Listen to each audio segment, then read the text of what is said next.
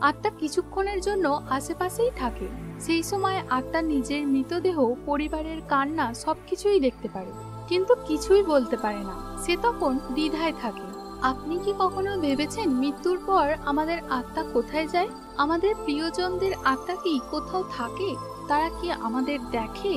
আজ আমরা জানবো গরুড় পুরাণে কি বলে, মৃত্যুর পর আত্মার যাত্রা আসলে কোথায় হয়। এমন কিছু তথ্য যা আপনার চিন্তাধারাকে বদলে দিতে পারে। হিন্দু ধর্মে মনে করা হয় শরীর নশ্বর হলেও আত্মা হলো অমর। গরুড় পুরাণ, যা বিষ্ণুদেব স্বয়ং গরুড়কে বলেছিলেন, সেখানে বিস্তারিতভাবে ব্যাখ্যা করা হয়েছে একজন ব্যক্তি মারা যাবার পর তার আত্মা ঠিক কোন পথে যাত্রা করে, কোন কোন যন্ত্রণা পায় এবং অবশেষে কোথায় গিয়ে পৌঁছায়। যখন কোনো মানুষ মারা যায় তখন শরীর ছেড়ে আত্মা বেরিয়ে আসে। আত্মা কিছুক্ষণের জন্য আশেপাশেই থাকে। সেই সময় আত্মা নিজের মৃতদেহ, পরিবারের কান্না সবকিছুই দেখতে পারে, কিন্তু কিছুই বলতে পারে না। সে তখন দ্বিধায় থাকে।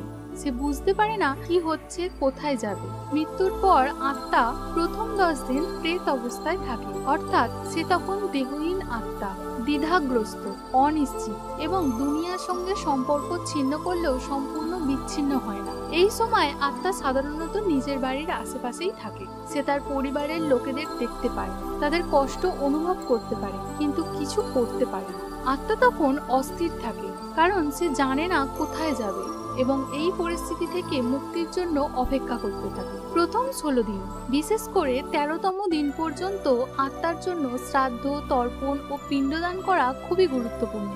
এই ধর্মীয় কাজগুলোর মাধ্যমে আত্মাকে শক্তি, দিক নির্দেশনা এবং শান্তি দেওয়া হয়, যেন সে পরবর্তী যাত্রা শুরু করতে পারে। তর্পণ ও পিণ্ডদান আত্মাকে প্রেতলোক থেকে যমলোক বা পিতৃলোকের দিকে নিয়ে যেতে সাহায্য করে। তখন আত্মা ধীরে ধীরে যমদূতের সাহায্যে যাত্রা করে যমলোকের দিকে, যেখানে তার বিচার হবে।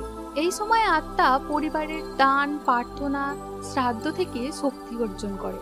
আত্মীয়রা যদি সৎভাবে সব রীতি পালন করে, তাহলে আত্মা কষ্ট না পেয়ে সহজে নিজের গন্তব্যে পৌঁছায়। ভুল রীতি বা অবহেলা আত্মাকে অশান্ত রাখতে পারে। গরুড় পুরাণ অনুসারে মৃত্যুর পর আত্মাকে যমদূতেরা সঙ্গী করে নিয়ে যায়। যাত্রার সময় আত্মাকে অনেক বাধা অতিক্রম করতে হয়। পথে তাকে 16টি রাজ্যের মধ্যে দিয়ে যেতে হবে, যেখানে প্রতিটি স্থানে আত্মাকে বিচার ও ফল ভোগ করতে হয় তার কর্মফল অনুযায়ী। চতুর্দশ দিন পর্যন্ত সুবর্ণ সরোবর ও বৈতরণী নদী পার করতে হয় তাকে। মৃত্যুর পর আত্মা বৈতরণী নদী পার হয়। এই নদী পাপীদের জন্য ফুটন্ত আগুন ও কাঁটার মতো ধারালো, আর পূর্ণ মানুষদের জন্য তা শান্ত পরিষ্কার জলের মতো। এই নদী পার হতে হলে মৃত ব্যক্তির আত্মীয়রা গরুদান করে থাকেন। একে বলে গোদান, যা আত্মাকে সাহায্য করতে পারে এই নদী পার করার জন্য। এরপর আত্মাকে নিয়ে যাওয়া হয় যমরাজের দরবারে, যেখানে চিত্রগুপ্ত আত্মার সমস্ত জীবনের হিসেব তুলে ধরেন। কি ভালো কাজ করেছিল আর কি পাপ করেছিল সবকিছুই বিচার হয় এখানে।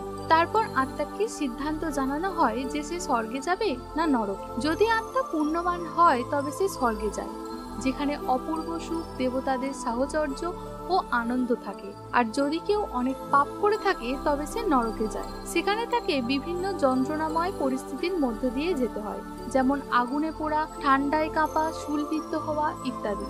এইসব যন্ত্রণা দেওয়া হয় আত্মাকে শুদ্ধ করার জন্য। যদি আত্মার পূর্ণ পাপের হিসাব মিটে যায় তবে সে পুনর্জন্ম লাভ করে, অর্থাৎ আবার মানুষ, পশু, পাখি কিংবা অন্য কোনো রূপে জন্ম নেয়। গরুড় পুরাণ অনুযায়ী আত্মার লক্ষ্য হচ্ছে মুক্তি, মোক্ষ লাভ করা, অর্থাৎ আর জন্ম মৃত্যুর চক্রে না পড়ে চির শান্তিতে ঈশ্বরের সাথে মিলিত হওয়া।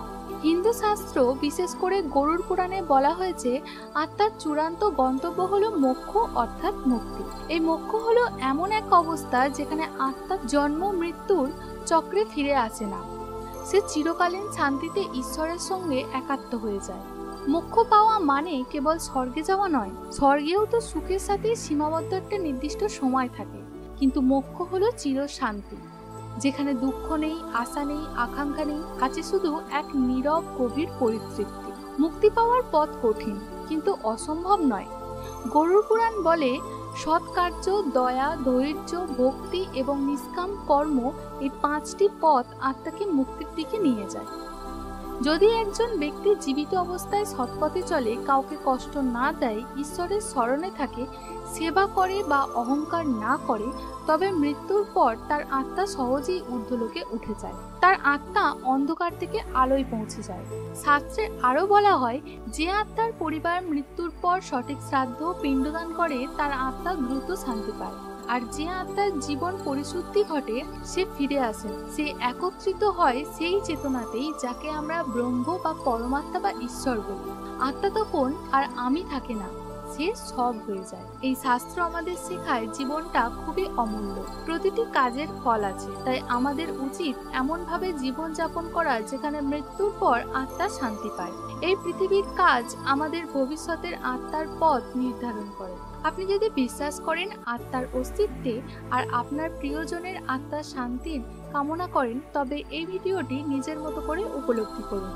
আর হ্যাঁ, এমন জ্ঞানের কথা আরো জানার জন্য আমাদের চ্যানেলটি সাবস্ক্রাইব করতে ভুলবেন না। দেখা হবে পরের ভিডিওতে।